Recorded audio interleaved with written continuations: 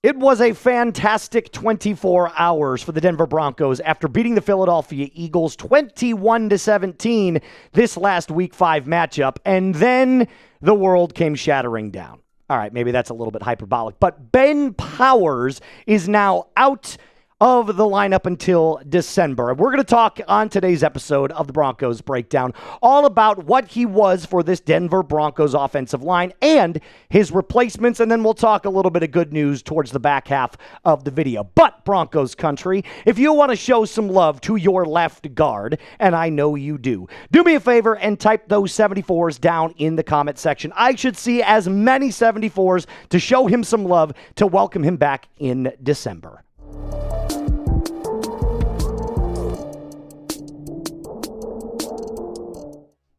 I'm not going to lie to you. This news could absolutely be way, way worse. When I saw Ben Powers go down in the fourth quarter against the Philadelphia Eagles, my heart sank a little bit. Not because he's like the best guard in the league, but he has been the picture of consistency so far in 2025. So when I found out that he's only going to be on IR undergoing that bicep surgery until December, I actually kind of breathed a little bit of a sigh of relief. So that's some silver lining right there. He's not going to miss the rest of the 2025 season. We don't have to start panicking that the Broncos offensive line is going to be worse, because it isn't. But Zach Stevens definitely said the good news is that he's not out for the entirety of the year. In fact, he's been so good. Mile High Report, who I trust with my Broncos information and frankly my life, said this about Ben Powers so far as a Denver Bronco. This is a significant blow to the Denver Broncos offensive line. There's no doubt about that, as Powers has been a consistent piece for this team since signing as a free agent back in 2023. He started 40 out of the 40 games since he signed, which, again, consistency. However, the team will now have to look elsewhere for a left guard in the meantime. The silver lining, like we said, is that he is not going to be out for the remainder of the season. Here's what I will say, though. The Broncos have to be careful with the offensive line. If you remember back in the preseason, Nick Gargiulo, who was also a backup guard, he went on full season IR. He's done for the entirety of the year. So now, even though you still have 4 out of the 5 starters going to be playing against the Jets in London, you start to have a little bit of a question mark as to if one more player goes down, what do you do? Now, you could always, get a guy like Calvin Throckmorton off the practice squad, which is fine. But Ben Powers is a player this year that kind of has been not replaceable. Started all 5 games. He's allowed 0 sacks, only 1 penalty, by the way. And like I said, that run blocking grade and pass blocking grade, while it might not be tops in the league, has been solid all season long. Blanket statement, if you were going to take anything away about Powers from this episode, here's what it is. He has been the picture of consistency. From every start that he's had, from every block that he's thrown, for every sack that he's not allowed, he has been outstanding this season. And I mean outstanding from the point of when you want your left guard to be a left guard, right? A starting caliber left guard, Powers has definitely been that guy, especially over the likes of your center, Luke Wattenberg, and Mike McGlinchey, who went down a little bit against the Philadelphia Eagles. Both of those two have had ups and downs this season. Who is going to be the backup? Well, it's going to be Alex Palczewski. And the good news about Alex Palczewski is that I actually think he can kind of hold his own. I'm not going to say that he's as good or as consistent as a guy like Ben Powers, but Mile High Report actually had some glowing things to say about Palczewski since he's been with the Broncos and what we should be looking forward to for the remainder of the games going forward. The sudden fan favorite, and he is definitely a fan favorite, known as Palcho, has been used as an extra blocker on running downs early this season and has come in for Mike McGlinchey for a few plays versus the Eagles and in other games. He did start 3 games for the Broncos last season and held his own. So hopefully, if he does get the nod, he can once again play well. And Palczewski has played in all 5 games this season.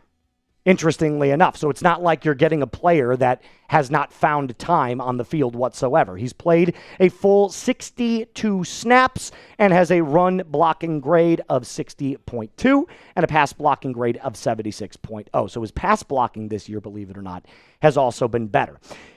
As a guard, though, you're expected to be a player that primarily helps in the run game. In fact, Powers has been one of the main reasons that J.K. Dobbins has been so effective at running the ball to the left. And like I said, this is not something that you should be worried about. Palcho can hold his own. So it's not a player that you're going to be like, holy cow, there's a huge question mark. This guy's never played before. What's it going to look like?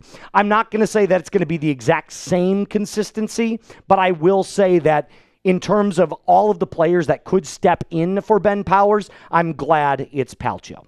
So I'm not super concerned about the Broncos offensive line. None whatsoever. In fact, my worry level, my concern level, if you want to call it that, is probably at like a 2 right now. This is one of the highest graded offensive lines in the NFL. So you let me know down in the comment section down below. If this is something to you that is like, holy crap, I can't believe it, then it's a 10. If you're like me and you're like, it's not that big of a deal, then type your 1s. Either way, you let me know in the comment section down below.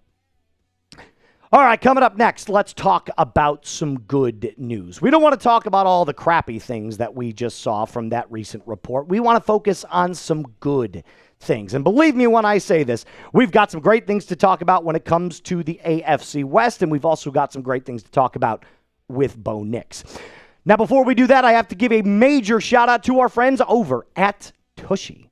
I have called Patrick Mahomes an a-hole multiple times on this channel, but now that really doesn't have the same sting to it now that I've used a bidet, and that's where our friends from Tushy comes in. You see, using a Tushy bidet means you leave the bathroom cleaner than when you walked in. Let's get into it. Tushy is the everyday luxury bidet that instantly transforms your bathroom habits and bottom health for life. Every single Tushy bidet easily attaches to your existing toilet without the need for additional plumbing. Instead of wiping endlessly with toilet paper, Tushy pristinely removes 99% of bacteria while protecting your natural skin barrier thanks to one natural ingredient: fresh water. Every Hello Tushy bidet comes with a 30-day hassle-free return and a 12-month warranty, by the way.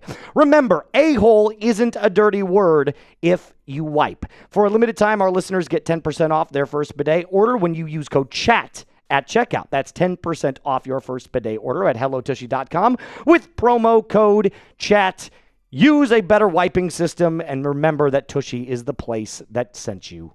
Did you know the Denver Broncos were the only team in Week 5 that took away with a win? I found this meme and I thought it was hysterical because it does smell like bitch in here. Denver Broncos pimp slapping every other player in the AFC West. It feels good to be on top, and it feels good to be the king. Also, some good news for you, not only in Week 5, but looking ahead to Week 6, 7, 8, 9, 10 through Week 11. You got the Jets, the Giants, the Cowboys, the Texans, who maybe they're on a comeback, maybe not, and then the Raiders, who are a dumpster fire right now, and the Kansas City Chiefs then, which is your first real test. I think if we broke this down from kind of like a basic level, right, if we were just going to go by who's got the better roster, who's got the better quarterback, I think the Broncos, at worst, should be going 4-2 in these next 6 games. Not only do they have a more talented roster than almost all of these teams, maybe outside of the Chiefs, but even then, I would argue that the Broncos are still better on paper. You should not be going any worse than that record right there. And like I said, from a baseline perspective, roster and quarterback, Bo Nix versus the field, who would you rather have out of these next 6? Justin Fields, Bo. Jackson Dart, Bo. Dak, he's playing really well right now, but that defense sucks. So I'll take the Broncos. And then C.J. Stroud, probably a bit over Bo right now. And, of course, Patrick Mahomes. But if you notice something, like I said, 4-2 over the next 6, and the only 2 quarterbacks that you could argue are better than Bo right now are C.J. Stroud and Patrick Mahomes. So, obviously, the game is a lot more complex than just quarterbacks, right? Like, we don't just play with one player. It's much more than just Bo Nix versus the field. However, I will say this, as inconsistent as Bo has been this entire season, it's a what have you done for me lately league. And lately, that last fourth quarter, Bo Nix had shades of John Elway. Yes, I'm going to say it. I know it can sound a little bit crazy. It can sound a little bit foolish. I'm maybe jumping ahead a little bit, but that was the best quarter of football I think I've ever seen from this quarterback, period.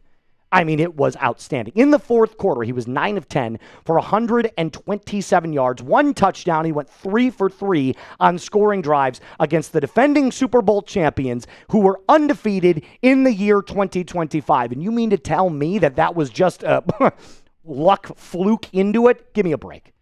Give me a break. I should also point out this was the very first win against the Philadelphia Eagles in Philly since 1986. Shades of John Elway. Oh, wait, who was the quarterback in 1986? Oh, yeah, John Elway. So if you don't believe me, believe history, because it's on Bo Nix's side right now. And that's why I believe that this question can maybe seem a little bit exaggerated, right? You might look at this and go, okay, Moose, give me a break. But I do think it's important to ask, because if you were to highlight specific moments from Bo Nix throughout his 22 starts as a Denver Bronco, could this be the very best one that we've seen? You let me know in the comment section down below. You're about to get hit with a YouTube ad break. I will give you my answer right after that. I think it's up there. I definitely think it's up there. I won't go as far as saying it's number 1, but on a short list of top 3, top 4, it definitely was. His pocket presence and his pocket poise was outstanding. His ability to have timing with Cortland Sutton, Evan Ingram, and other wide receivers on backdoor throws was sensational. And he led that team down there. The leadership, the temperament that we saw from Bo Nix, it really looked like a veteran player that had been doing it for 8, 9, 10 years. It definitely looked at a time, and be very, very cautious when I say this, it looked like Peyton Manning, it looked like Tom Brady in those moments. The ability to be down, have all the odds stacked against you, nothing going right, and still find a way to lead your team down to victory. It was an epic performance from Bo Nix. Shout out to the offense for getting involved. Shout out to Sean Payton for the ballsy call on that 2-point conversion. And shout out to the Broncos defense, which continues to be the very best in the NFL. That's going to do it for today's episode. I will be back later on today with more news and rumors surrounding your favorite team. As always, Broncos country, a mile-high salute to you. Be cool.